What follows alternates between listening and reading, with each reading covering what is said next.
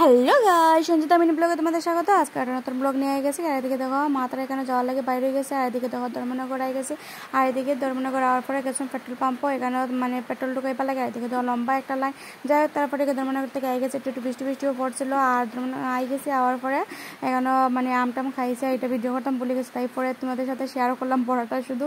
যাই হোক তারপরে ডিমের অমলেট করার লাগে আমি এখানে পেঁয়াজ কাটছি, এখানে একটা টমেটো কাটছি। আর রাত্রে খাওয়ার শুধু আমার এই অমলেটটা। যাই হোক তারপরে মা এখানে রান্না করতে পাপাইয়ের সাথে খেলা করতে, তারপরে এই তো আমার অমলেটটা এখানে বসানো গেছে। আর কড়াইটা খালা মানে এটা পরিষ্কার কম হয় এটার লাগিয়া। যাই হোক তারপরে আমার অমলেটটা রেডি। আর এদিকে তো মায়া সেটা করে তো ভিডিও করতে আমি কীরকম। যাই হোক তারপরে এদিকে দেখো আমার অমলেটটা খানি শুরু হয়ে গেছে। আর অমলেটটা অনেকটা বড় হয়ে গেছে, কারণ একটা বড় সাইজের পেঁয়াজ দিছি আর একটা টমেটো দিছি, তাই অনেকটা বড় হয়ে গেছে। আর 2টা ডিম দিছি এটার লাগিয়া। আর এত বড় অমলেট আমি কোনোদিনও মানে একসাথে এরকম খাই না, আমার ভালো লাগে না। আর তাই বাধ্যতামূলক খাই, কারণ রাত্রে আমি ভাত খাইতাম না এটার লাগিয়া। যাই হোক তারপরে আমার অমলেট খাইতে খাইতে আর ভালো লাগে না, দেখো মানে বিরক্ত লাগে। যাই হোক আমার ব্লগটা ভালো লাগে, অবশ্যই লাইক কমেন্ট শেয়ার করে। টাটা।